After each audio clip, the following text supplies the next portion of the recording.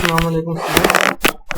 तो हम जैसा कि मैट्रिसेस को पढ़ रहे हैं, तो आज हमारा सबसे मेन टॉपिक है जो कि बहुत ही मोस्ट इम्पोर्टेंट टॉपिक है मैट्रिसेस के अंदर, और इस टॉपिक का नाम है गाउसियन जॉर्डन मेथड। तो गाउसियन जॉर्डन मेथड को आप क्यों यूज करते हैं, किस चीज़ के लिए यूज करते हैं, और गाउसियन जॉर्डन मेथड के अंदर किस तरह से आप लोगों ने मैट्रिसेस को फाइंड करना है। तो इसको ये मेथड है the process that we use to solve system of equations with matrices. आप मैट्रिसेस के जरिए से सिस्टम ऑफ इक्वेशंस को सॉल्व करते हैं। जिस मेथड के अंदर सॉल्व करते हैं उस मेथड को गाउसियन जॉर्डन मेथड कहते हैं। अब इस मैट्रिक्स के अंदर आपके पास डिफरेंट इक्वेशंस होती हैं, जैसे कि पहला एक इक्वेशन आपके पास 2x plus 5y plus 4z is equal to 4। Next step x plus 4y plus 3z is equal to 1, और ये है x minus 3y minus 2z is equal to 5। ये आपके पास सिस्टम ऑफ इक्वेशंस हैं, तीन अलग सिस्टम ऑफ इक्वेशंस हैं, और इन इक्वेशंस को सॉल्व करना है। तो सबसे पहले देखें, अब हर एक के अंदर आप क्या करते हैं, गाउसियन जॉर्डन मेथड को आप लोगों ने बहुत ही केयरफुली सॉल्व देखना है, क्योंकि ये बहुत इंपॉर्टेंट है। जब हम फर्दर जाएंगे आगे नॉन लीनियर्स के अंदर, तो वहां पे भी ये आपके पास काफी यूज होगा। तो यहाँ पे देखें, अब x के साथ क्या है 2, तो यहाँ पे कोएफिशिएंट्स लिख देंगे 1 2। अब y के साथ क्या है 5, तो यहाँ पे 5 आ जाएगा, और z के साथ क्या है 4, तो 4 आ जाएगा। यहाँ पे आपने एक लाइन लगा देनी, और इक्वालिटी के बाद जो आया वो यहाँ पे आ गया 4। नेक्स्ट अब यहाँ पे 1, कोई चीज नहीं है तो यहाँ पे 1 है, और यहाँ पे ये 4 है तो ये 4 आ जाएगा, प्लस 3z है तो अब यहाँ पे आ जाएगा 3 इज इक्वल टू 1 है, तो इक्वालिटी के बाद यहाँ पे आप 1 लगा देंगे। नेक्स्ट है ये x के साथ 1 है तो यहाँ पे 1 लगा देंगे, माइनस 3y, तो यहाँ यह आपके पास माइनस 3 आ जाएगा, यहाँ आप राइट कर देंगे minus 3। Minus 2z is equal to 5, minus 2z ये आपके पास माइनस 2 आ जाएगा, यहाँ पे इक्वालिटी के बाद 5 है तो यहाँ पे 5 लिख के ये आपके पास एक मैट्रिक्स बन गया। अब मैट्रिक्स कैसे बनाया दोबारा समझा रहा हूँ कि सब के आप लोगों ने कोएफिशिएंट्स जो है वो यहाँ पे लिखते गए हैं, जो इक्वालिटी के बाद होगा दोबारा बता रहा हूँ, यहाँ पे लाइन लगा के उसको लिखा करना है आपको। अब आपके पास ये एक मैट्रिक्स बन गया। अब गॉस जॉर्डन के अंदर क्या करना होता है पहले बताऊं कि जो फर्स्ट आपके पास कॉलम है इसके फर्स्ट वैल्यू को आपने 1 बनाना होता है, नीचे बाकी सबको 0 0 बनाना होता है हमेशा। यहाँ पे जो वैल्यू है ये वाली इसको 1 बनाना है, और इसके नीचे जो वैल्यूज है सबको 0 0 बनाना है। नेक्स्ट जो सेकंड आपके पास कॉलम होगा, ये था फर्स्ट कॉलम, सेकंड कॉलम की सेकंड वैल्यू को 1 बनाना होता है, ये वाली वैल्यू। इससे ऊपर वाली वैल्यू को भी 0 करना होता है, नीचे वाली वैल्यू को भी 0 करना है, चाहे आपको इक्वेशंस आपस में ऐड करनी पड़े, चाहे इक्वेशंस सबट्रैक्ट करनी पड़े। थर्ड आपके पास ये थर्ड कॉलम है, तो थर्ड कॉलम की थर्ड वैल्यू जो है इसको 1 बनाना होता है। जहां पे ये आपके पास -2 आ रहा है तो यहाँ आप इस -2 को 1 बनाना है आप लोगों को।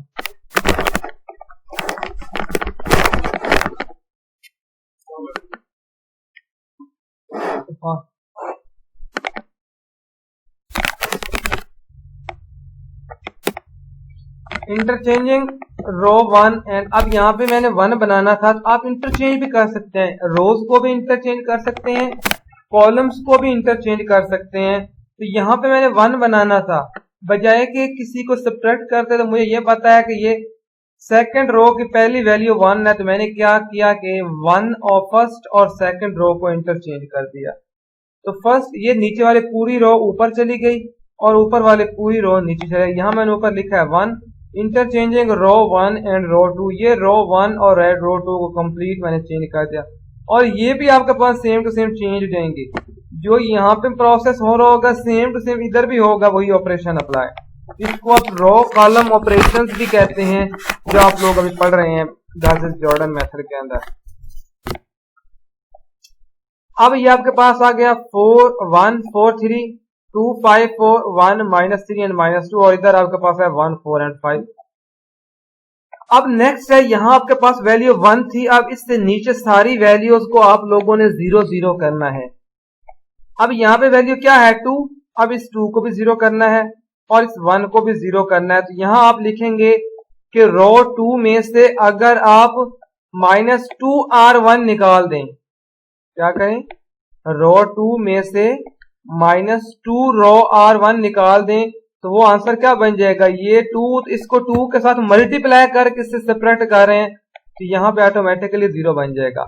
लेकिन ये सिर्फ इसके ऊपर जगह के अप्लाई नहीं होगा, इसके ऊपर भी अप्लाई होगा आपके पास कि R2 का ये वाला 5 एज इट इज रहेगा, -2 इंटू R1 वाला 4 भी यहाँ पे आ जाएगा, ये बन जाएगा -8 और ये +5 था, तो आंसर बन जाएगा -3।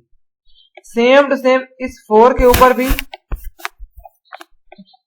यही मेथड अप्लाई होगा, इस 4 के ऊपर, कि ये 4 -2 इंटू 3 बन जाएगा, यही है ना R2 -2 R1, ये हो जाएगा 4 -2 इंटू 3, ये -6 बन गया, 4 -6, यहाँ पे आंसर -2 आ गया। नेक्स्ट थर्ड के अंदर देखें, यहाँ पे 1 है, तो सिर्फ आप कह दें कि R1 -R2 आप कह दें, या आप कह दें सॉरी ये R3 है, तो आप कह दें R3 में से मैं R1 निकाल रहा हूं, तो R3 में से आपने R1 निकाल दिया, तो आपके पास ये क्या हो गया, पहली टर्म ये R3 पहले 3 है ना, तो 3 का ये एलिमेंट 1 पहले, -R1 का ये 0 हो जाएगा, ये -3 और ये -4, ये -7 हो गया, ये -2 एंड ये -3, ये -5 हो गया। इधर भी सेम टू सेम वही प्रोसेस करना है। पहले क्या था, R2 -2 R1, R2 4 था, 4 -2 इंटू 1, 4 -2 आंसर 2 आ जाएगा ना, ये वाला यहाँ पे 2 आ गया। उसके बाद नेक्स्ट है ये -3 सॉरी R3 -R1, R3 क्या 5 -1, ये क्या हो जाएगा आपके पास 4 हो जाएगा। अब मैंने पहले कहा कि आपने सेकंड कॉलम, अब ये तो आपके पास कॉलम कंप्लीट हो गया 1 0 0। अब इस कॉलम के अंदर आप लोगों ने ये वाली वैल्यू 1 बनानी है। सबसे पहले ऊपर और नीचे वाली वैल्यू 0 करने से पहले ये वाली वैल्यू आपने 1 बना लेनी है। तो ये 1 बनाने के लिए हम क्या करेंगे, इस पूरी रो को डिवाइड कर देंगे -1/3 से, पूरी रो के। एक एलिमेंट को आप नहीं कर सकते, या आप कॉलम को कर सकते हैं या रो को कर सकते हैं, जैसे आपका दिल हो। आप पहले जो है इस पूरी रो को कर देते हैं, तो ये बन जाएगा -3 डिवाइडेड बाय 3, ये 1 हो जाएगा, -2 डिवाइडेड बाय -3, तो ये +2/3 हो जाएगा, तो 2 और -3 -2/3 यहाँ पे आ जाएगा। बाकी नीचे वाली रो और ऊपर वाली रो एज इट इज रहेंगी। अब नेक्स्ट क्या करना है, एक तो आपने इससे नीचे 0 बनाना है, दूसरा इससे ऊपर 0 बनाना है। तो आप यहाँ पे लिखें R2, ये जो आपके पास पहले होता है, जो 1 होता है उसको पहले हमेशा लिखते हैं, R2 -4 R1, ये यहाँ पे गलत लिखा हुआ है, यहाँ पे आपने लिखना है R1 -4 R2। क्या लिखना है, R1, ये R1 का 4 -4 R2, और नेक्स्ट इधर आपने लिखना है कि R3 +7 R1, ये -7 है, ये वाला +7 होगा, तो ये नीचे 0 इस तरह बन जाएगा। अब ये वाला भी आपके पास 0 हो जाएगा। इधर भी आप सेम से वही ऑपरेशन अप्लाई करते जाएंगे जो यहाँ पे करते हैं, R2 -4 R1, तो ये R2 -4 R1, ये -12 हो जाएगा, तो आंसर 1/3। आप सेम टू सेम इसके ऊपर भी वही प्रोसेस अप्लाई करेंगे। अब आपको यहाँ पे 1 बनाना है, तो सबसे पहले कहेंगे मल्टीप्लाई R3 विद -3, इसको -3 से मल्टीप्लाई कर दें, तो ये 1 बन जाएगा, ये -2 बन आपके पास आ जाएगा, -2, यहाँ पे -2 आना चाहिए था, यहाँ पे उसने गलत लिखा है, ये आपके पास -2 आ जाएगा यहाँ पे। नेक्स्ट स्टेप के अंदर है कि R1 -1/3 R3। अब आपने क्या करना है, इसको इस टर्म को भी 0 करना है। तो आप क्या लिखेंगे कि R1 जो 0 कर रहे हैं जिसको, ये R1 1/3 है, इसको लिख दिया R1 -1/3 R3। इसका मतलब ये होगा R3 1/3 है ना, -1/3 इंटू 1, ये भी 1/3, 1/3 से कैंसिल हो गया, यहाँ पे 0 हो गया। इसी तरह लिखेंगे R2 -2/3 R3, तो ये भी आपके पास 0 बन जाएगा, तो ये 1 के ऊपर भी आपके पास सारी 0 आ जाएंगी। सेम टू सेम यहाँ पे वही प्रोसेस होगा कि R1 as it is 11/3 as it is -1/3 R3 यहाँ पे 2 आ जाएगा, -2/3 ये जाएगा 11/3 -2/3, तकरीबन आपके पास ये आंसर बन जाएगा इसका 3। इस तरह इसका आंसर आपके पास 2 बन जाएगा। तो ये आपके पास कंप्लीट आंसर आ गया। अब इसको आपने शुरू में कहा था x, ये वाली वैल्यू y होती है, ये वाली वैल्यू z होती है, तो आप कहेंगे x = 3, या बेशक इसको ऐसे लिख दें कि x + 0y + 0z = 3, 0 + 1 + 0, 0x + y + 0z = -2, 0x + 0y + z = +2। तो यहाँ आपके पास x = 3 आ जाएगा, y = -12 आ जाएगा, z = 2 आ जाएगा। नेक्स्ट एग्जांपल नंबर 2 है। मैंने यहाँ 3-4 एग्जांपल्स किए हैं ताकि आप लोगों को समझ आ जाए। तो लाजमी आप लोग इस मेथड को जितना बार इसको हाथ से सॉल्व करेंगे ये मेथड आएगा, अदरवाइज आप लोग ना इसको रट्टा लगा सकते हैं इस मेथड को, ना ही आप लोगों को ये मेथड हर सूरत में खुद अपने हाथों से करना पड़ेगा, तब ये समझ आएगा। दूसरी एग्जांपल है x1 + x2 + x3 + 2x4 = 0, x1 + 2x2 x3 0 है, + x4 = -2, x1 + x2 + 3x3 - 2x4 = 12, x1 + x2 + -4x3 + 5x4 = -16। यहाँ आप लिख दें ये 1 है, ये भी 1 है, ये भी 1 है, ये 2 है, ये हो गया 1 1 2, ये 2 आ गया और ये = 6 आ गया। इधर x1 1 है, x2 2 है, यहाँ x1 1 लिखा, x2 2 लिखा, x3 0 लिखा, x4 1 आ गया और ये आपके पास -2 आ जाएगा यहाँ पे, ठीक है। उसके बाद ये x1 1 आ गया, फिर x2 भी 1 आ गया, x3 3 आ गया, x4 -2 आ गया और = 12 आ गया।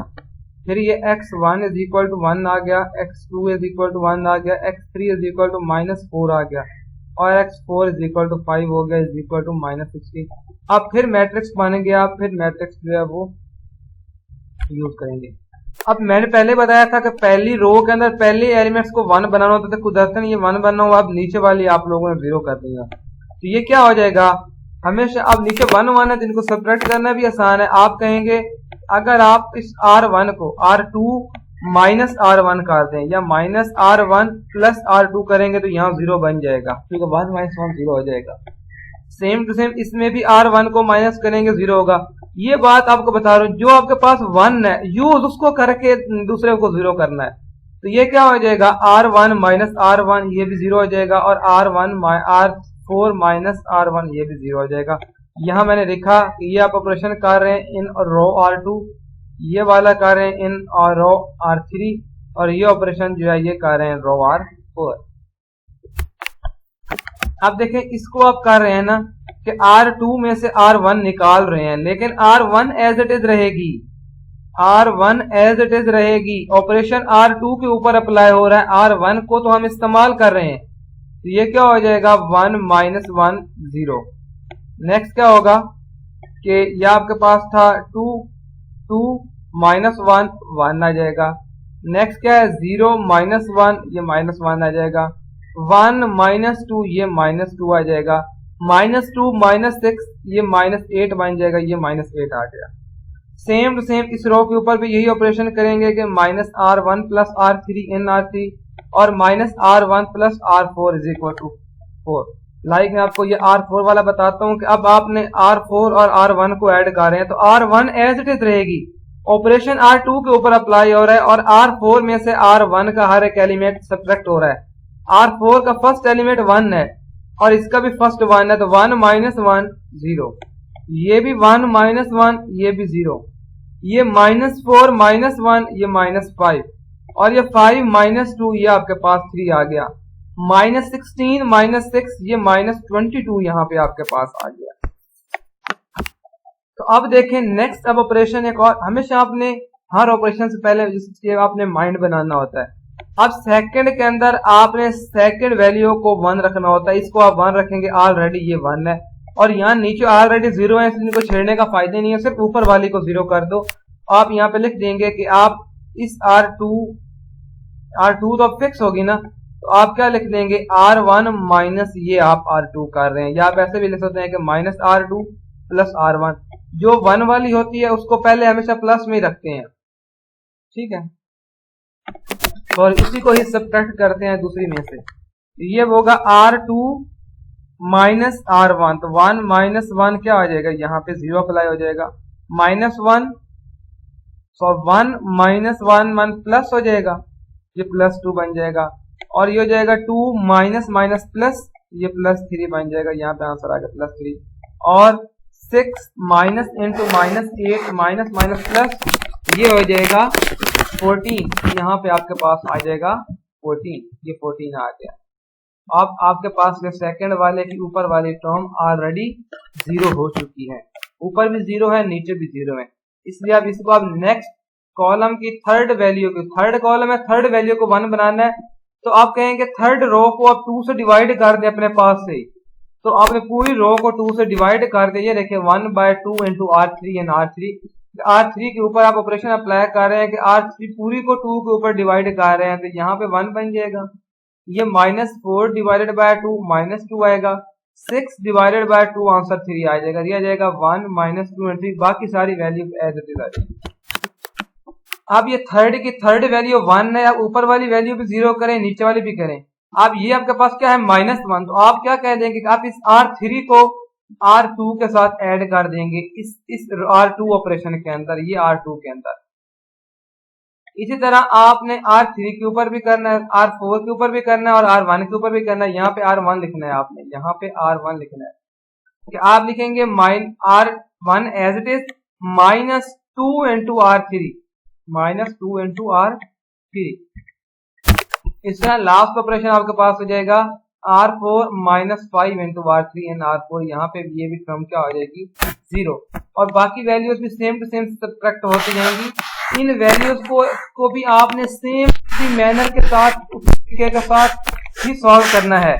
जैसे यहाँ पे था कि R1 प्लस 2 R3, R1 क्या है 14 -2 R3 -2 इंटू 3, 14 -6, तो ये आपके पास क्या बन जाएगा 8, तो यहाँ पे ये देखें 8 आ जाएगा। अब नेक्स्ट क्या था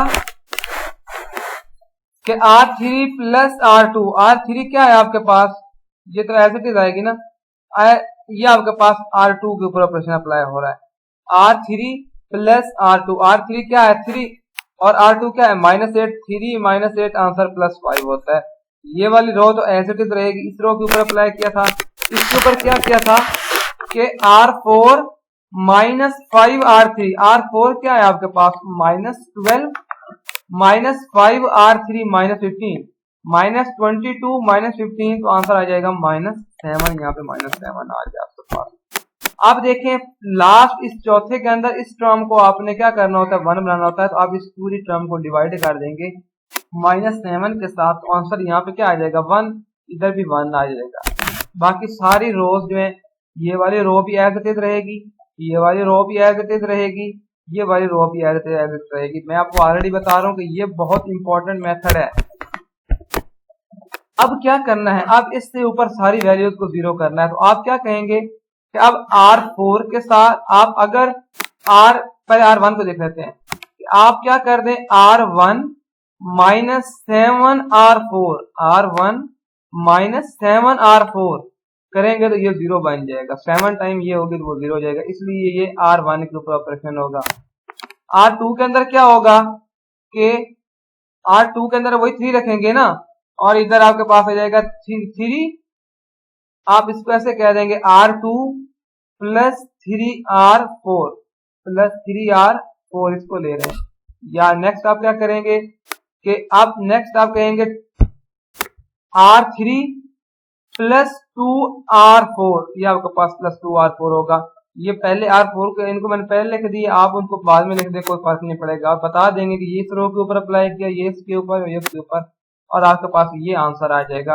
आप यहाँ पे कंपेयर भी कर सकते हैं कि x1 आपके पास इक्वल टू 1 होगा, नेक्स्ट टर्म x2 की थी तो x2 इज इक्वल टू -2 आ गया, x3 इज इक्वल टू 5 हो गया और x4 इज इक्वल टू 1 आ गया। नेक्स्ट है system with non unique solution. आपके पास system with non unique solutions जो है These matrices are in reduced form. आपके पास ये एक बात याद रखें, जब नॉन यूनिक सोल्यूशन वाले होंगे, इन मैट्रिसेस की एक निशानी है, आप जब इनको सॉल्व करेंगे तो मोस्टली आपके पास ये नीचे वाली रो, चाहे एक रो हो चाहे दो हो, वो खुद ब खुद जीरो हो जाएंगी, कंप्लीट रो जीरो हो जाएंगी जब आप ऑपरेशन अप्लाई करेंगे। तो ऐसे मैट्रिसेस को आप बोलेंगे कि नॉन यूनिक सॉल्यूशंस की मैट्रिक्स है। अब एग्जांपल एक है x1 plus x2 minus x3 plus x4 is equal to 3। Second है 0x1 plus x2 plus x3 plus x4 is equal to 1। उसके बाद है x1 minus 0x2 minus 2x3 plus x4 is equal to 6। Last है 2x1 minus x2 minus 5x3 minus 3x4 is equal to -5।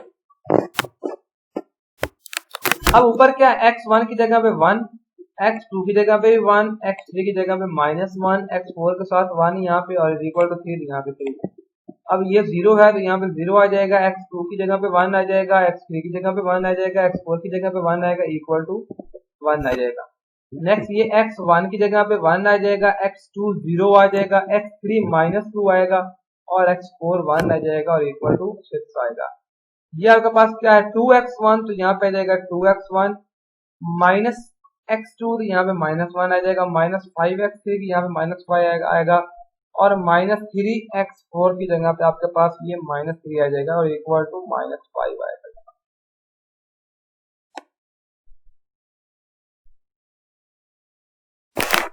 अब same to same वही row operation आप apply करेंगे जैसे ऊपर अप्लाई किए थे, सेम टू सेम वही रो ऑपरेशन आप लोगों ने अप्लाई करने हैं, लेकिन एक आपके पास यहाँ पे होगा कि यहाँ पे आपके पास कोई एक रो जो है वो ऑटोमेटिकली पहले ही जीरो हो जाएगी। जो रो जीरो हो रही हो आप उस रो से ऊपर जो है उनकी कोशिश करेंगे कि वो जीरो बना लें, उनके ऊपर ऑपरेशन अप्लाई करें। यहाँ पहले क्या है, ये 1 तो ऑलरेडी जीरो है। अब नीचे वाला R2 बनाने के लिए आपने क्या किया कि और R3 को बाकी सबको जो है नीचे इनको जीरो बनाने के लिए, ये भी जीरो है, R3 और R4 जीरो नहीं है, तो आप कहेंगे R3 माइनस R1, ये R3 माइनस R1। नेक्स्ट आप कहेंगे R4 माइनस 2R1, ये R4 माइनस 2R1 अप्रोचेस इन R4 आप यूज कर लेंगे, ये 1 के नीचे 0 0 आ जाएगा। इनके ऊपर भी सेम वही ऑपरेशन यूज हो जाएंगे, बाकी के ऊपर भी। अब 1 के नीचे 0 0 आ गया, सेकंड कॉलम के अंदर आपने सेकंड वैल्यू को 1 बनाना होता है, ये 0 है। अब पहले इसके ऊपर वाले को आप यूज करेंगे, आप यहाँ पे लिखेंगे कि R1 इसके ऊपर है ना, इसको 0 बनाना है, आप इसको कहेंगे R1 माइनस R2। अब इसको बनाना है तो ये माइनस के अंदर R रेडी है, तो आप कहेंगे कि R3 प्लस R2, तभी ये 0 हो जाएगा। नेक्स्ट आप कहेंगे R4 प्लस 3R2, ये आपके पास R4 बनेगी। इस तरह आपके पास इसके नीचे वाली वैल्यू भी 0 हो जाएंगी और नेक्स्ट आपके पास ये सोल्यूशन बन गया। अब ये देखें यहाँ पे ऑलरेडी 0 है, आपने तो यहाँ पे 1 बनाना था, आप इसको कभी इंटरचेंज भी नहीं कर सकते, ना इसको इंटरचेंज कर सकते, इसका मतलब है ये एज इट इज रहेगा। अब आपने कुछ यहाँ पे आंसर रो देना, क्योंकि यहाँ से आगे आप मुमकिन ही नहीं है सोल्यूशन। यहाँ पे आप लिखेंगे the entry R3 and column 3 can not be made 1। अब इन दोनों को आप 1 नहीं बना सकते, किसी भी तरह से 1 नहीं बना सकते। Then we will make the value of R3 entry of C4 in R3 make above and below value of 0। तो अब आप क्या करेंगे कि यहाँ जो 1 है, इस यहाँ पे 1 है ना, इस 1 से ऊपर और नीचे वाली वैल्यू को 0 कर देंगे। ये तो खुद ब खुद 0 हो गया था ना, अब इस 1 के ऊपर उसके साथ वाले वैल्यू पे डिपेंड करेंगे, उससे ऊपर भी 0 कर दिया, नीचे भी 0 कर देंगे। ये अप्लाई होगा इसके ऊपर R2 माइनस R3 और R4 प्लस 2R3, R2 और R4 के ऊपर अप्लाई होंगे और आपके पास ये इस तरह से कुछ रो आपके पास बन जाएंगे ये मैट्रिसेस। यहाँ आपके पास x1, अब पहली रो देखें, x1 भी है और x3 की वैल्यू भी मौजूद है, तो आप कहेंगे x1 minus 2x3 is equal to 2। Second के अंदर x2 और x3 दोनों के, तो आप कहेंगे x2 plus x3 is equal to -3। 4 के अंदर जस्ट x4 के, तो आप कहेंगे x4 is equal to 4। That is the general solution of x1 and x2 depends on x3 of its x3 is equal to, आपको कहता है कि ये वाली दोनों वैल्यूज x3 के ऊपर डिपेंड कर रही हैं। क्या आपके पास x3 की वैल्यू क्या है? अगर आप अपने पास से x3 इज इक्वल टू 1 कह दें तो -2 इंटू 1 हो जाएगा, -2 इधर आके +2 बन जाएगा, 2 + 2 4 हो जाएगा, तो x1 = 4 आ जाएगा। अगर यहाँ पे भी 1 पुट कर देंगे तो आपके पास ये 1 इधर जाकर माइनस हो जाएगा, इसका आंसर क्या आ जाएगा, -4 आ जाएगा।